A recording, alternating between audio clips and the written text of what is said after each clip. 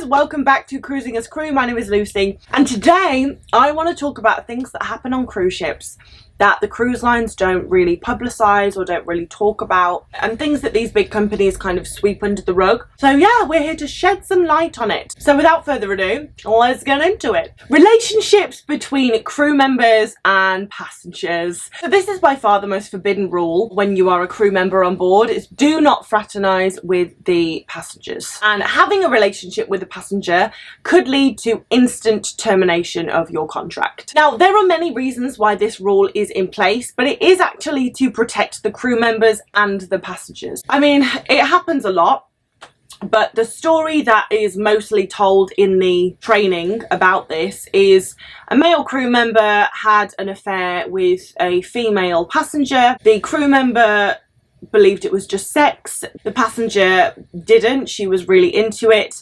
When the crew member basically informed her that he just wanted a shag, she was really upset and then accused him of raping her, which is absolutely despicable. So he got fired. And later on, she came forward and said that she made it up. He didn't sexually assault her and they just had an affair and she took it the wrong way.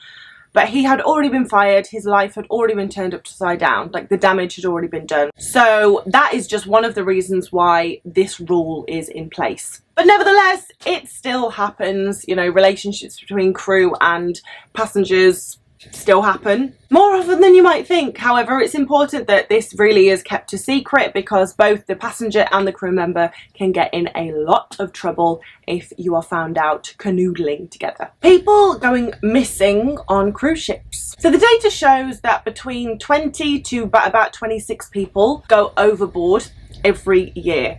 And this is due to suicide, you know, it's not like they've been pushed, and then up to about 250 people die every year on cruise ships of natural causes. Now obviously I completely understand why this isn't publicized or advertised, because I can't think of a worse way than advertising a vacation experience by shedding light on the fact that people are going overboard and people are dying on board. I mean, people die in all hotels around the world and it is not publicised, so I completely get it. And you know, when someone goes overboard, it's happened on here, it's happened on the Valiant Lady a few months ago now. It is the most gut-wrenching, heartbreaking thing. I remember a few months ago hearing the announcement, like man overboard, and as crew we do a lot of training for that, and I was like, oh, is it a drill? Must be a drill.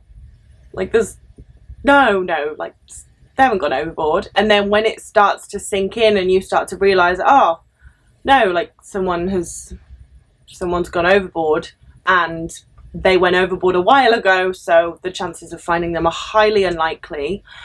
It is heartbreaking. Like it's just awful. And I remember that day the mood on the ship was just so somber and everyone was very quiet because it's just that disbelief. And I mean, I just couldn't stop thinking about the partner that he had come on board with. Like, you know, she woke up in the morning to find that her boyfriend wasn't there, to then find out that he wasn't on the ship and that he'd gone overboard. So I mean, it's just awful. Like it really is the worst thing. And because this type of stuff does happen, not necessarily the overboard, but people dying of natural causes and whatnot, we do have a morgue on board.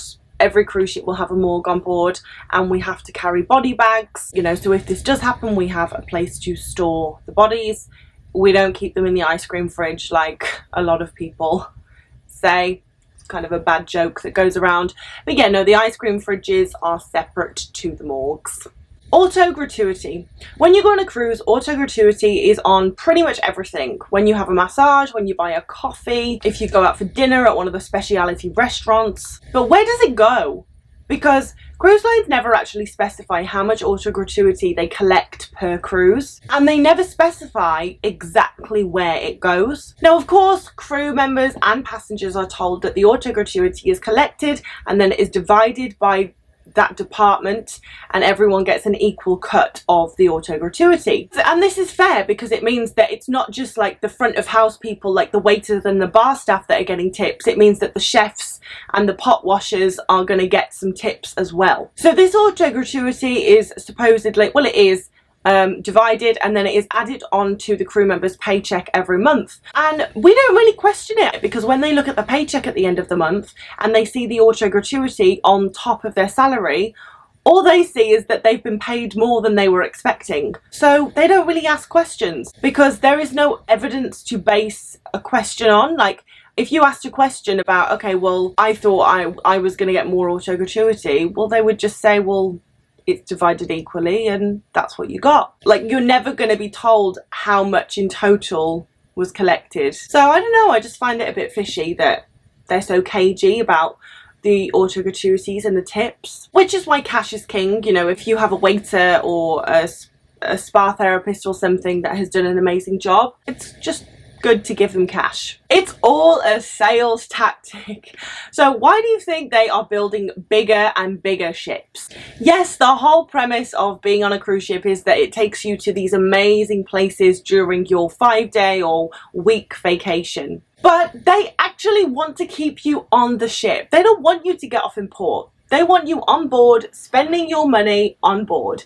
This is why Royal Caribbean have got their island, Coco Cay, because if you're spending money on Coco Cay, it is still going into Royal Caribbean's pocket. Virgin Voyages have Bimini Beach Club, because if you're spending money at Bimini Beach Club, it is still going into Virgin Voyages' pocket. And that's what they want. They're a business, ultimately. So that's why these cruise ships are just getting bigger and better, and there is more and more to do on board, so that you don't actually want to get off. You just want to stay on board and spend all your money on board. And those port and shopping guide talks that you go to, where they convince you to go to Diamonds International outside, they are getting a commission. You know, if you go to Diamonds International and you buy something from there, that port and shopping guide person is going to get a small commission from that. It isn't about your best interests. It's about getting you to spend your hard-earned cash. The lifeboats don't actually work if the ship is listing. So listing means that the ship is tipped to one side, like Costa Concordia, it was tipped to one side. So this means that the lifeboats can't be lowered. So basically, if there is a fire on board, if there is flooding, if anything happens on board and the ship is still upright, we have a chance, because the lifeboats can still be lowered down into the sea.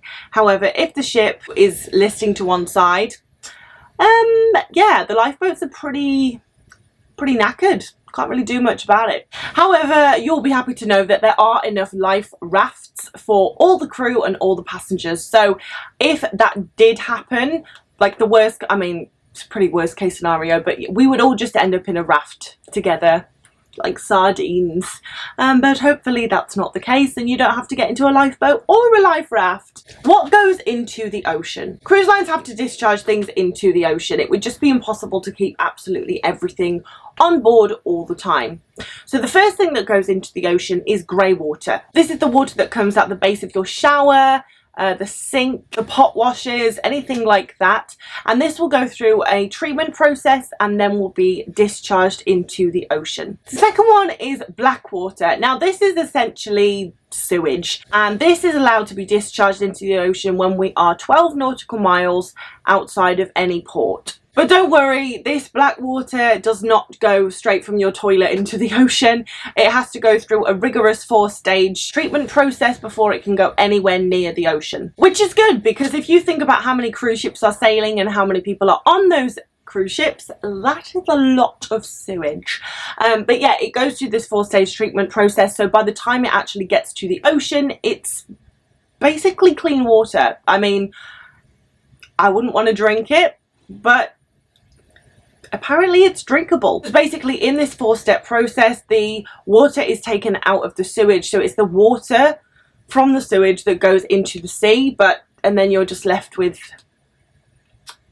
a pile of shit, literally, and then that will get taken off when we are in port, along with glass, plastic, metal. So this will all be sorted in the incinerator room on board whatever cruise ship you are on, and then it will usually be taken off in the home port of that cruise ship. Crime happens on board cruise ships. When it comes to crime, I feel like people have the assumption that crimes are being committed on cruise ships all the time because we're in international waters, there's no laws, like shit's just going down constantly. However, I think because there is so much CCTV, there isn't actually a lot of crime that goes on.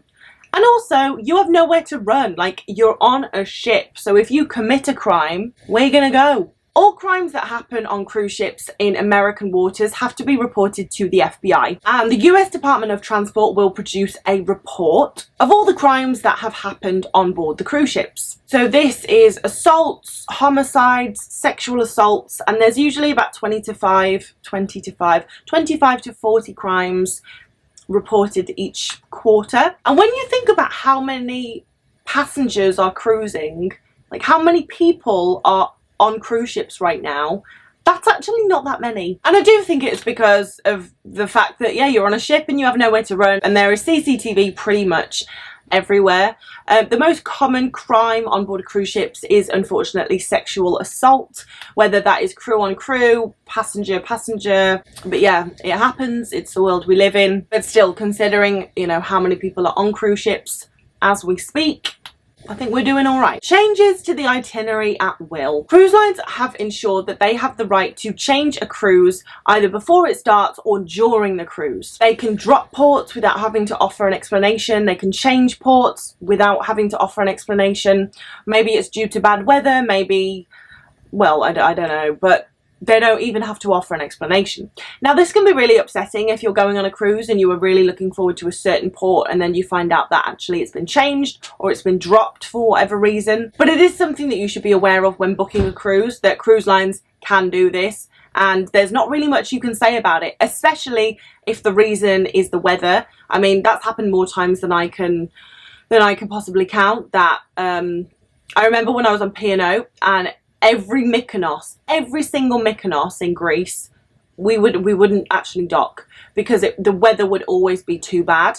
So we would never dock in Mykonos, which was really disappointing because you'd get there, you'd see all the beautiful buildings, you'd be so close but yet so far, because the captain would come on and do an announcement saying we can't dock in Mykonos today because the weather is too bad.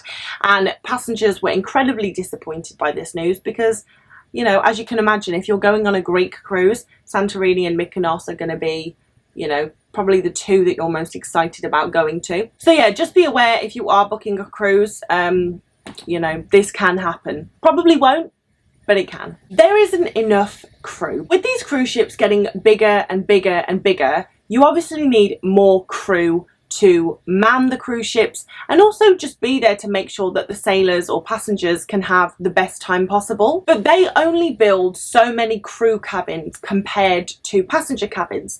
So if they're building a new ship and they're like, okay, we kind of guess that we'll need this many crew to this many passengers, and then the ship is launched and everything is put into action and they realize that, you know, we could do with another 100 crew members to this many passengers, it's too late, because they've only got so many crew cabins. Unless they send the ship into dry dock and change some sailor cabins for crew cabins, like, you're not going to get any more crew on that cruise ship. So this leads to departments being understaffed, which of course leads to crew working harder, doing longer contracts, being more exhausted, and it obviously does have an effect on crew's mental and physical health, especially when they're at like 6 months into their 9-month contract. I'm sure if you've been on a cruise, you have met a crew member who is that far into their contract and you're like, you look knackered. But can you imagine working every single day for up to 12 hours for 9 months? No weekends, no time off unless you get ill. I mean, you would be knackered too. So it would be really lovely to see cruise lines like Royal, NCL, Norwegian build ships with a better crew to passenger ratio. Crew run your cruise. So obviously crew members live on a ship for 6 to 9 months. We get to know each other, we become friends. Let's say that I get talking to a passenger, we really hit it off, like I really like this passenger, they're lovely, and you know, we get a little rapport going. If that passenger comes to me and they need something, let's say they need a cabin change, because their cabin is not suitable or something's gone wrong in their cabin, or even let's say their aircon's broken. If they go through the direct channels, it could possibly take a long time to get fixed, or they might not be able to move cabins. However, I might be really good friends with someone at reception or sailor services, and I might be able to have a cheeky little word with them and say, look, I've got these sailors here, they're really, really nice. Is there anything you can do? Do you have a spare cabin? And we can make it happen through indirect channels. So basically the point of this is be nice to all the crew members, because you don't know when you are going to need us. So those are 10 secrets that the cruise lines don't really advertise, but I really hope you have enjoyed this video. If you have any video suggestions, anything you want to see, then please let me know in the comments down below, or you can message me over on Instagram at cruisingascrew. But as always guys, I really appreciate you watching this video. I hope you have a fantastic rest of the day, whatever you decide to do, and I will see you in the next video. Bye guys.